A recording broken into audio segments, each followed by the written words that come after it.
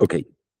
Hello, everybody. Welcome to the Kuadrant community call of Tuesday, August 13th, with a pretty empty agenda, I guess, because people are working really hard and the other half is on holidays.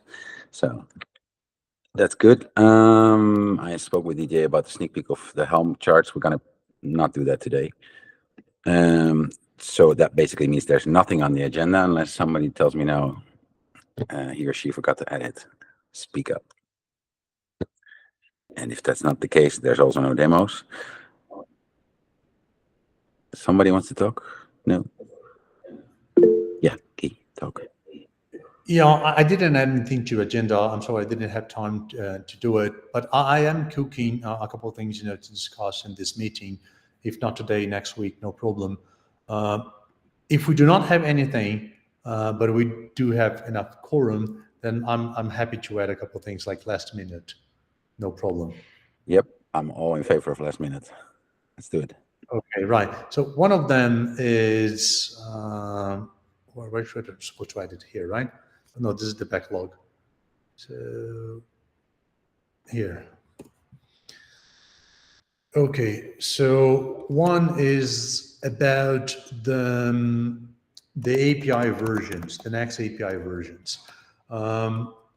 When it's part of the planning that at some point will become public in GitHub, that I'm doing from the refinement of the work on policy attachment and bringing the policy machinery stuff into the Kuadrant operator repo.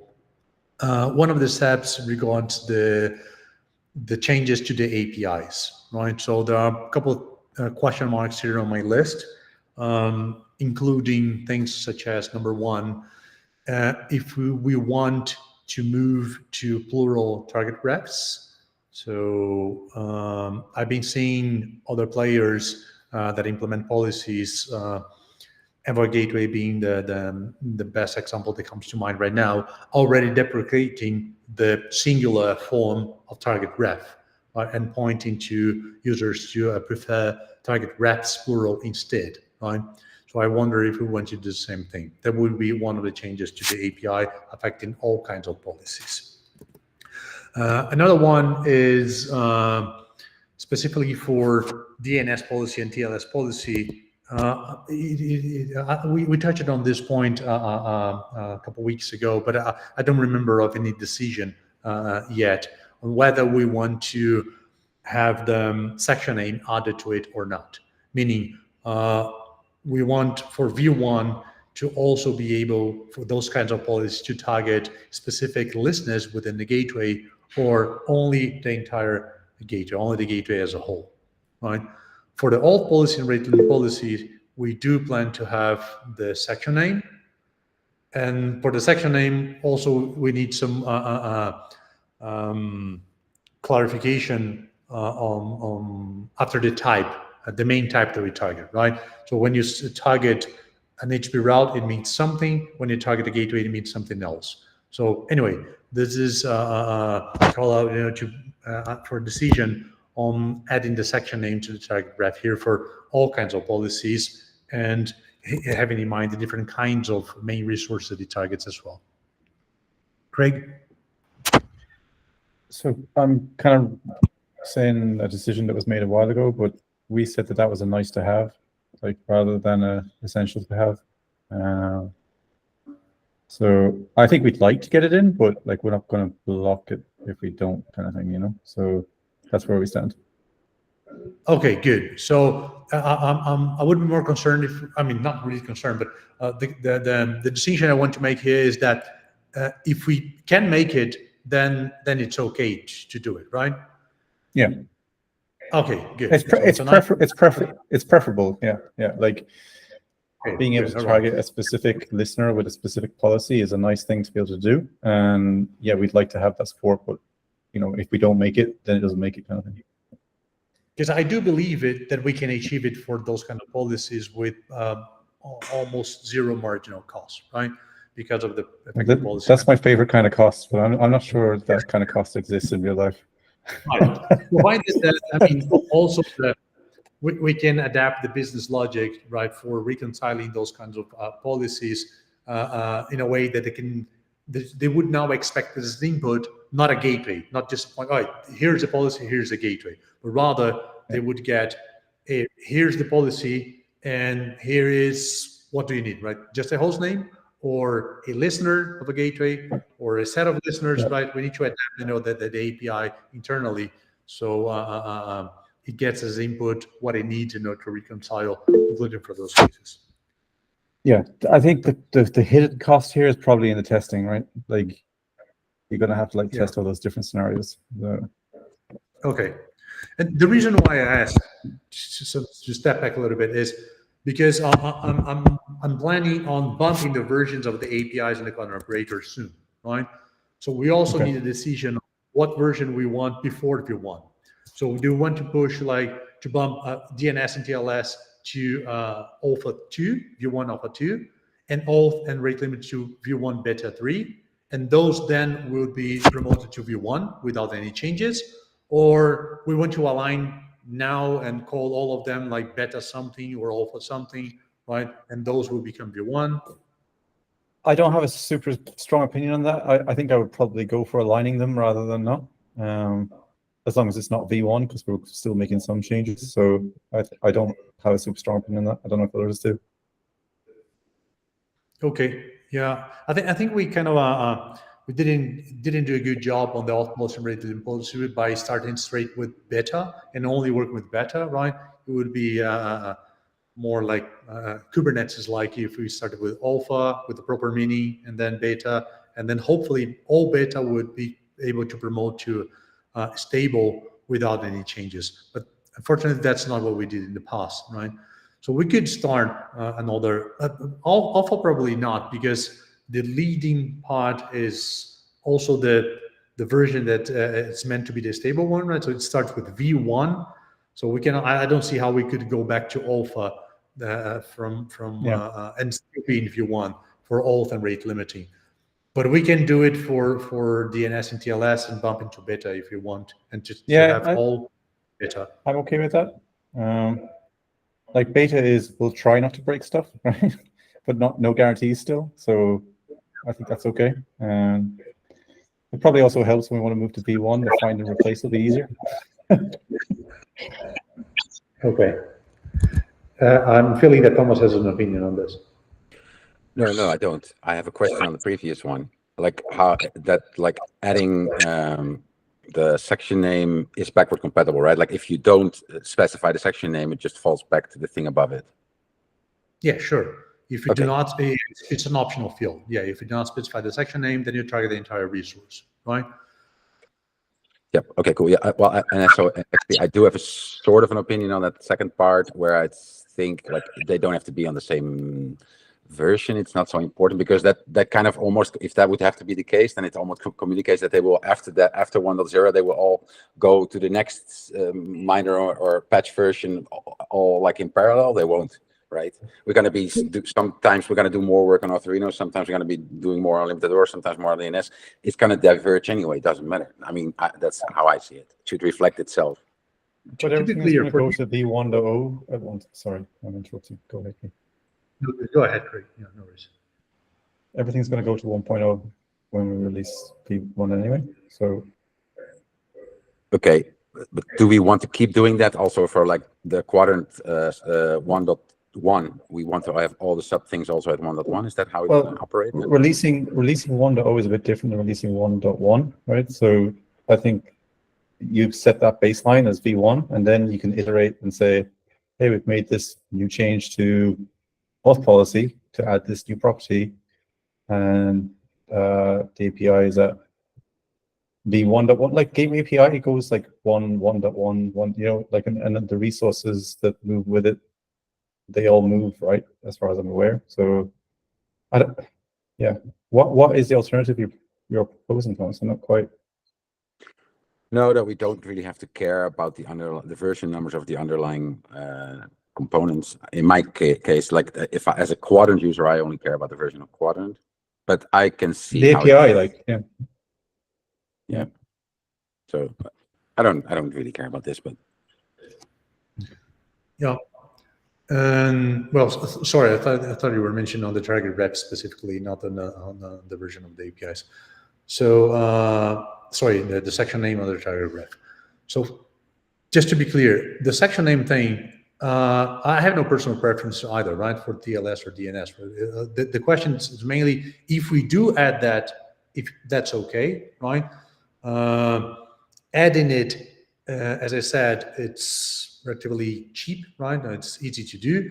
Probably some implications there on status, this kind of stuff, right? So when you do have a policy that targets a section versus a policy that targets the entire resource, we need to have that considered in the status, right? How we report it back. So a policy that targets the entire resource that fails to attach to a section of the resource, how do we report that as enforced or non-enforced, partially enforced, this kind of stuff, right? Whereas with a policy that targets a specific resource is more granular, it's easier, to report the status on. Anyway, for the version thing, I agree with Craig, right? That will show up in the API. So the user will see that, right? It's the user needs to know that version because that's what's going to be written in the YAML when you create a resource. And then it's all going to be view one and aligned across all APIs. I think that's no doubt about that. But in the meantime, even for ourselves, if we write examples, this kind of stuff, we will have that version in between. Okay, good, thanks. And another one that I had an open question here, but I think that one we already came to a decision, but I want to double check. For, yeah, Craig. Sorry, Guy, just on the version thing before we move on, do you have a timeline for that? Because if we know some big changes, breaking changes are going to land, we should probably do it before it moves to V1 beta 1. Like we know that we're removing managed zone, right? And the reference to that in the, so like we should probably not bump until that known breaking change merges. Yeah, okay. Alex? Yeah, so there is an issue somewhere with regards to the API alignment stuff. I think that would need to happen before we do that, or I would recommend we do. I certainly would want to see like one version going out in beta or whatever before GA, that is. And that was targeted for next iteration, depending on how fast I can get this sub work in Auth-Reno and that we just discussed. Still believe this can all be done, or at least settled, like in the APIs, during the next iteration. But so if that answers a bit the timeline, but take everything I say with a huge grain of salt. Mm-hmm. Yeah. I think what you're saying makes sense. Like if we're Sorry. We keep interrupting each other. So you go ahead, Craig. I just wanted to agree with Alex, really, that what he's saying makes sense. I think if we know there are changes coming, we should definitely have a release of the API between now and V1, but we should probably do that at a time that makes sense once we know the known changes are in place. Mm-hmm. Yeah, time-wise, this bump that I mentioned, which so far I was thinking only on the section name stuff and removal of root selectors, plus some internal implementation of interface that we need to do that not user-facing, but which you need to do in the API types. Something I was planning, if not in the next iteration, the one after that, right? We still have a lot of other stuff to do before that, including finishing up the basis of the controller in the post machinery library, and starting the base reconciler based on, so a lot of base here, the reconciler based on the policy machinery in the Kuadrant operator repo. So there are a couple other things that will come first, and then the step on bumping the API version. So there's still some time, to absorb all the other changes that are going on. And even if we cannot sync all that up together, it's okay. It's no problem. We can have like beta 1, beta 2, beta 3, no problem, until we find something that it's stable enough that will be the one moving to view one, promoting to view one. Alex. Yeah, quick. Okay, let me share my opinion, and then I'll leave it there, and we can discuss it here or on Slack or whatever.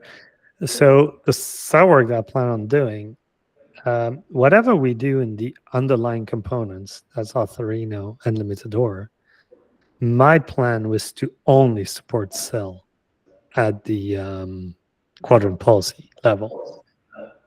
So it's not an add-on, it's a complete replacement at that there again, right? So all the stuff that I'm unsure for Limitador right now, but for Authorino, we said would support the two, but not in the auth policy. So in the auth config you would, but not in the auth policy.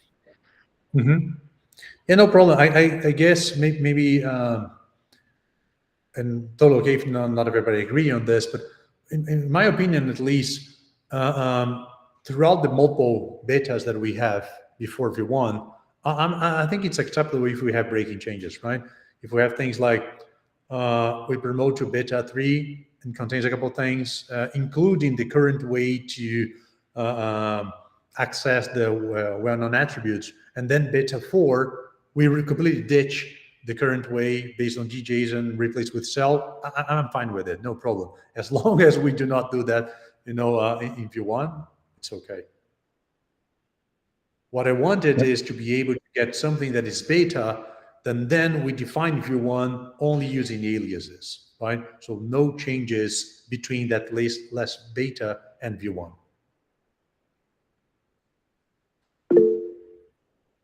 Yeah, go ahead, Craig. Is it okay if we talk about plural target refs a bit? So, sorry, come again?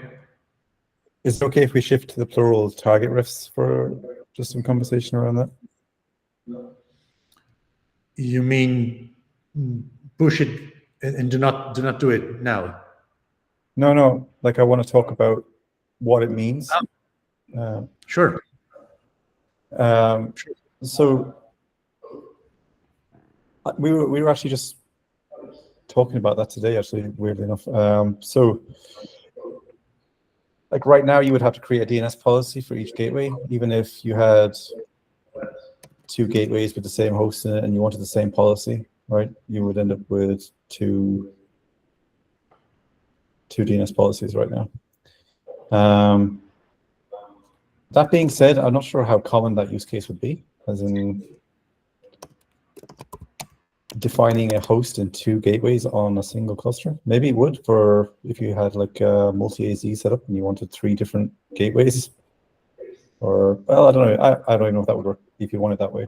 I'm talking out loud. I'm thinking out loud while talking here. But you probably just distribute the pods across the AZs instead. But yeah, so I'm struggling to find the use case for why you'd want the plural targets for DNS and TLS. Maybe for TLS, because then you could reuse the secret if there was a shared host. But again, it kind of comes back to having that shared host across 2 gateways on a single cluster before it becomes valuable. Maybe. I don't know. I'm kind of wondering if Mike or Phil have any thoughts on it. Well, if there aren't any use cases for plural target refs, then we just don't do it. I don't think it would oblige to move to plural target refs. Yeah, I've been seeing other ones doing so, but I don't think Gateway API said anything that all policy implementations have to do it. I think it's fine if we don't. In case we do that, then I would, another thing that would add here is think on semantics, right? Not only on, do we have a use case for like targeting multiple gateways versus writing, targeting multiple gateways from the same policies versus targeting 2 gateways with 2 different policies may mean different things, and we may want to support both. Do you know what I mean? So maybe in the case of a written policies, it becomes very clear, right? In the case of written policy, I can see 2 cases where you have one written policy targeting 2 targets, and by doing that, what you mean is it's one single set of counters, right? Shared across those 2 routes. So Right. versus when you have two rate limit policies, completely separate set of counters. You do not want to mix them up, right? I don't know if there's analogous for DNS for TLS, right? Yeah, I guess there is. I think I'm wrong with what I said first there. I'm kind of rethinking what I just said. Because you might have a load balance strategy with custom weighting and like a default geo that you want to apply to like 3 different gateways that you've created, even if they have different hosts, you know? It's like, I see it as an optimization though, where, you know, I don't have to repeat myself. I can just target multiple gateways with this same policy and they'll get the same effect from the DNS. So yeah, I guess it is a use case, but it's somewhat of an optimization, I guess. Yeah, the TLS is the same basically, as in I want TLS for all these gateways or this cluster issuer. So again, it's an optimization. TLS, I do wonder if it's only optimization or if we want, for example, for one policy, TLS policy, we want one single certificate request, or we want one individual certificate request, I mean, combining all host names, or if we want one certificate request per host name. Yeah, we've considered that use case as in allowing someone to say, you know, like create a single certificate for like all the hosts on this gateway, right? That's probably a feature we might think about adding later, though. And in that case, versus singular would make a difference, right? Yeah. Again, though, I think you're kind of that's an optimization in a way too, right? Like it's like I only want one certificate versus like many certificates, and yeah, okay, if you've got like 64 listeners on every single gateway, maybe you want to take advantage of that, but like most of the time, you're probably okay with like a single certificate per listener, given that they're you know, from Let's Encrypt, I think you can get 50 per day or something. You're going to be not, you know, it would be unusual for you to start hitting that boundary, I would say. But yeah, that's why I see it as an optimization.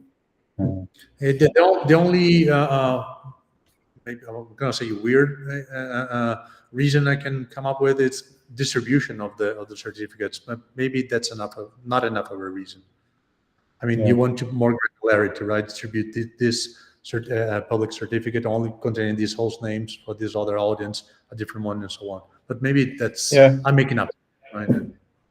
There's probably, I don't know for sure, but I imagine there's some impact on the clients where if you've got lots and lots of host names in your cert, like it has to go through and find the right one, I guess. So there's probably some impact there. You know, is this host in the list of domains under my cert? And if you got like, I don't know what the upper limit of a multi-domain cert is, but like if it has to do that for every single request, there could be an impact. But yeah, anyway, generally I see it as a bit of an optimization, but I would take back what I said before, where I could only see a use case where there's a shared host. Instead, I would say I see a use case where you want to have the same policy applied to many gateways on the same cluster.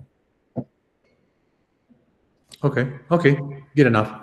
I guess there's also the point of just if you, as from a quadrant level product thinking perspective, that it's nice that I don't have to think, now I'm using auth policies, I can use plural hrefs, and now I'm using DNS policy, I cannot, like ideally, that should just work, right, without having to think about different policies. It's the same. It's the same. Yeah, API. it's what I would expect. Yep. More on your list, Guy? Another thing, Guy, when you're not talking, please mute, because you come back through Craig. Well, you only have to mute when Craig is talking. No. Yeah, that's another one is still on the API that I think we already made a decision on, but I want to double check, is on the way we structured the list of policy rules within the auth policy and rate limit policy, right? We, back in a while ago, we decided to move from lists to maps, right? Then we got some feedback when we discussed should we go back to list or not. I think we agreed that keep on maps. I just want to double check that because probably it's the kind of thing it would be hard, to change after view 1. So we want to, decide on it and stick to it. Any preferences, any opinions on that? Can we keep maps? Should we go back to lists? And This is from the API conventions thing, is it? yeah, apparently, well, let's call conventions. Apparently, Kubernetes documented, that way to make lists work as maps, right? I don't know why they didn't go with maps, but I have the feeling it has to do with how they define the API and avoid using open structs, right? So there's a section in the documentation that addresses that, but it doesn't say that it's a convention or people should use it. And there are some benefits of doing so, right? Such as if you want to implement a merge of resources or while patching, for example, you can delegate that to the API server because the API server knows how to act on lists of those kinds, right? Lists that are meant to work as maps, right? Whereas with a proper map, I don't know if the API server can do much, especially if it's a map where the key is user defined, right? So in this case, the name of the policy rule is defined by the user, right? So it can be anything. I don't know how much the API server can help us by merging resources. We're not planning on using the API server for merges, but and also custom resources are known not to be supported for patching operations as well in the API server. But in case that ever changes in Kubernetes, then maybe they start supporting patching custom resources and relying on the API server merge strategy to do so. And because we went into something different from the convention, we may be running aside from most. I don't know. Yeah, I think I don't think we need to change. Like, I think if it comes down to it, by the time they actually do that, we'll probably be onto V2 anyway. Works for me, Craig. Yeah. Let's reduce work rather than like add work. Thomas, I do have more stuff, but I think I should stop here and leave it before we can move to the next session on the meeting. Actually, thanks very much for bringing that up. That's exactly what we want, is this kind of stuff. So it's good. Yeah, and I'd say we can take 5 or 10 more minutes. It's okay. Okay, so a quick one then. We're for a work that is being thought for the, how do we call it, the OpenShift console plugin, right? So we're working on an extension of the OpenShift console for some visualization tools of the resources. One of the part that it's a nice to have. It's not something that we're completely committed to for view 1 just yet, but is a visual representation of the topology. And for that, I kind of agreed with Jason, who I don't know if it's in the call today, on the Kuadrant operator creating a resource, reconciling a resource with the topology represented in dot language. And I think last time we spoke, we considered having another custom resource for that. So defining a topology CRD only for creating topology CRs that later on could be used, among other stuff, to build those views in the OpenShift console, as well as any other visualization tool that the community want to work on. Another option that I did not check with Jason yet would be, instead of storing that in a custom resource, using a config map for it. I just want to know if people have any preference on this, if we want to introduce another CRD only for storing that, or should work with a config map. It shouldn't matter much. Good. Yeah, because I don't see really users querying for that resource, right? It's in dot language, so we do need something, you know, to render that for the user. So it's mainly for our tools, our plugins, and other piece of software that the community may want to work on, but not really for users to interact with directly. Yeah, I think config map is exactly the right use case for that. Okay, that means introducing no new CRDs. Yeah. By the way, when I mentioned about the changes on the APIs, I mentioned the policies, right? But that's extensible to the Kuadrant CRD as well. So things that people are working on the Kuadrant CRD, I think there are stuff on observability that we're doing, but probably something on the other stuff related to configuring the underlying subcomponent, right? As well, but that's also valid. So we're also planning on bumping the version of the Kuadrant CRD as well. And that would be all, Thomas. Great, thank you, Guy. Thanks. Okay, please let's check what I wrote. Maybe some of these things don't make sense, and please change wherever needed. Okay, and then after the last, so we're done with the agenda. The first part. David came up with two, I think, good ideas. The first one was for the roundtable using the raise your hand feature that is in Meet, which is very practical thing to do, and I think that let's do that. That makes a lot of sense to me. And the other one was let's maybe think about rotating the host. Obviously, David doesn't really like me, so. So, and I think that's a good idea too, actually. I think that should be based, we should make some list and then people can put their name. I don't want to force people to do this, but I think it's a good idea. I was going to suggest to, maybe wait till September that everybody's back from holiday. And I also then put a little document together with, I think, the important things for somebody who does the meeting. There's this thing of having to sign in into two Google accounts, but those are these kind of details, right? Does that make sense to everybody? David, am I communicating your ideas correctly? Is David on the call? I think he's on PTO. Okay, fair enough. If nobody objects, that's what we're gonna do. So that said, let's do that round table and let's use the raise hand. And I wonder if everybody can then see the order of the raise hands that I don't know.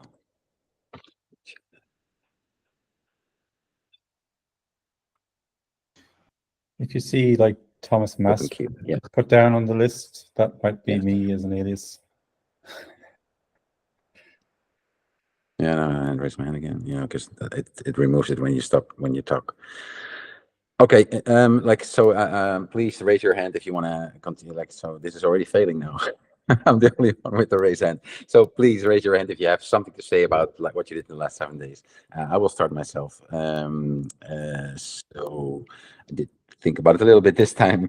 I think one of the things I did was just asking people to update their issues and make sure that they show up in the board, and the board looks a lot better now, so I'm happy with that.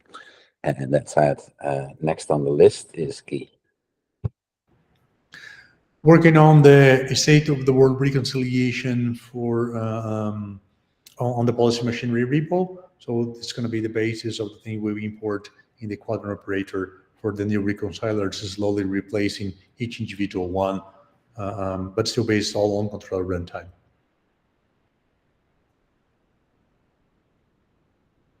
My turn. So I've been working on the Wasm machine in order doing a refactor previews to the new to come feature that is going to be external authorization.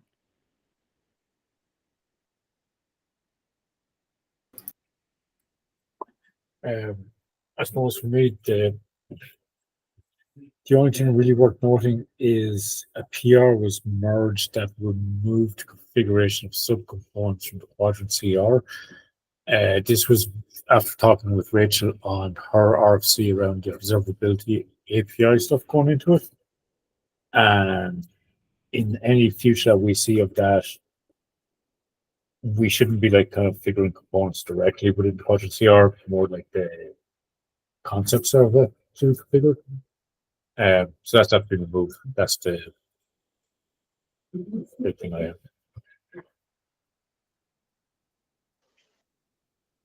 So I've been working with Diddy on the external auth stuff for WASM, and just started with some like sort of investigatory work. But I'm managing to talk to Orferino from the WASM shim, so that's a good start. That's me. So on my side, just a quick update with respect to our CNCF onboarding. So one of the checkpoints that's in progress right now is transferring any trademark and logo assets to the Linux Foundation. So Lenka, who's a Red Hatter that's helping us with the CNCF, has issued a CNCF trademark and account assignment agreement document that is being signed by the Linux Foundation and in turn will be signed by Red Hat, at which point that one would be done and would be one step closer to onboarding.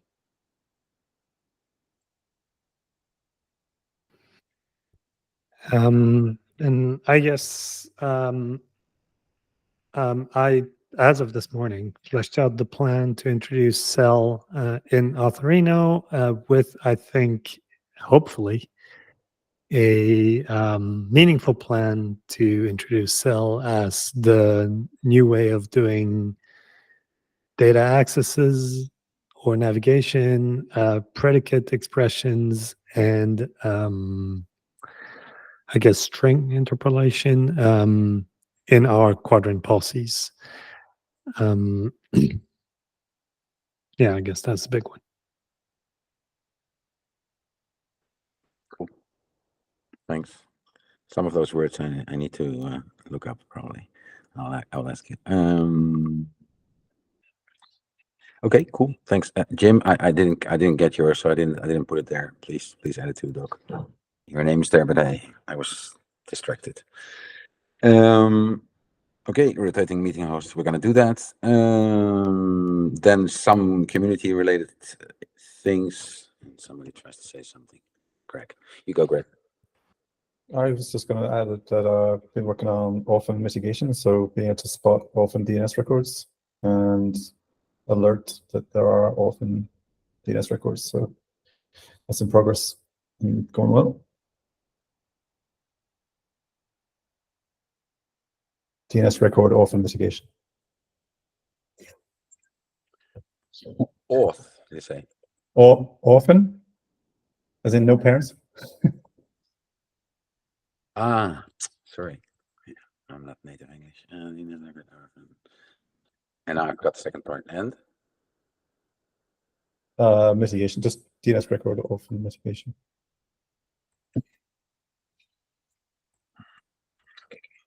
right. This actually came from a user as well. We saw them manage to get into this state, so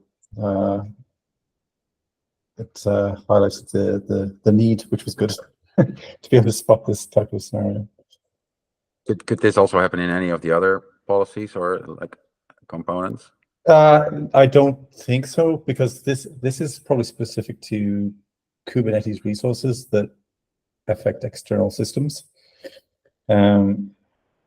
Because the resource that is the source of truth lives in Kubernetes, if they nuke the namespace and then, oh, the namespace is not deleting, so let me remove the finalizer, and now that resource is gone, but the DNS record is still there because whatever it was didn't have a chance to clean it. That kind of thing. Yep. Cool. Thanks. Okay, back to community engagement initiatives. There was an issue opened in Authorino, I think from somebody outside of Red Hat. I asked Guy before, but I didn't read if there was a reply. You tell me, Guy, but it looked like a very well-defined issue. It was kind of a request for a feature, I think.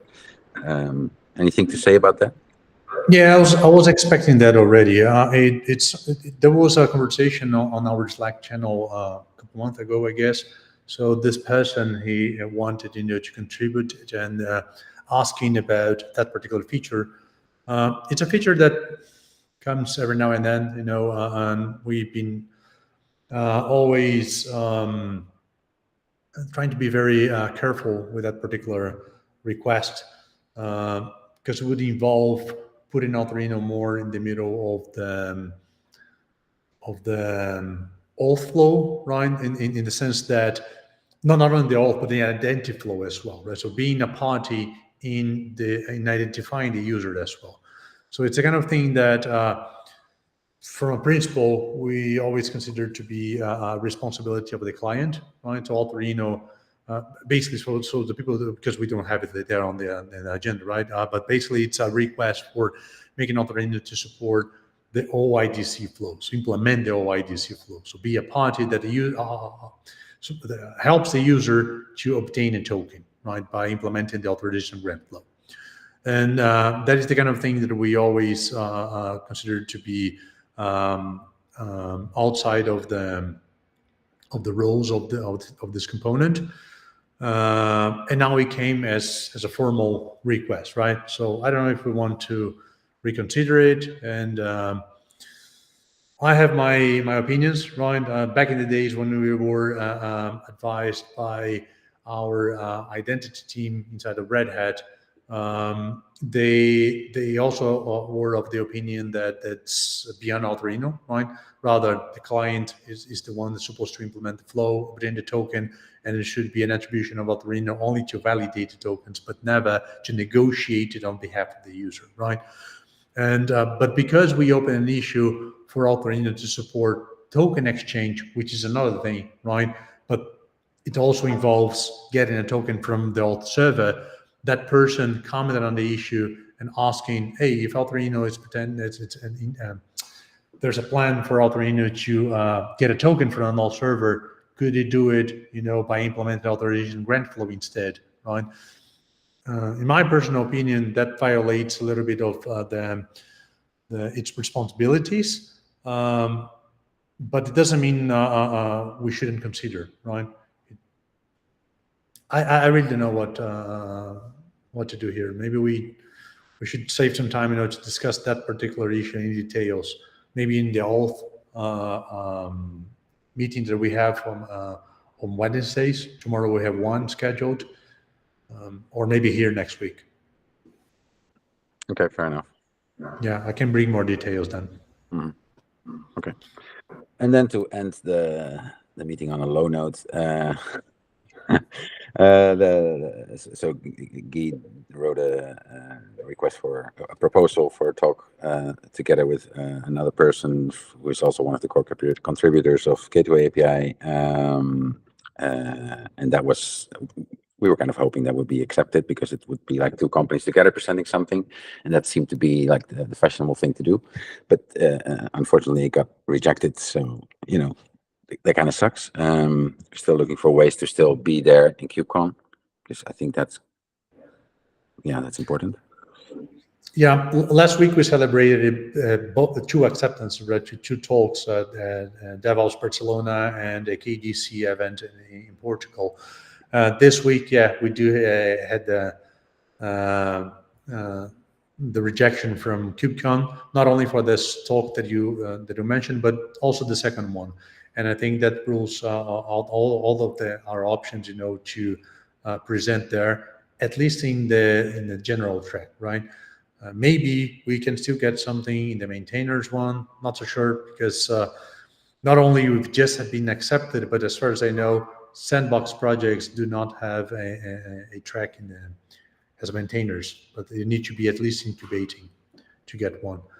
But I don't know, maybe it's something that Red Hat can help us with, and still be present as a speaker.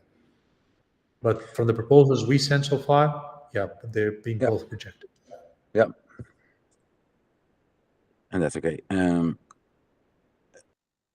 Thanks for trying. And I think that's it. Anybody has anything to say, then please say it now. If not, see you all next week. And thanks for attending and participating. Goodbye.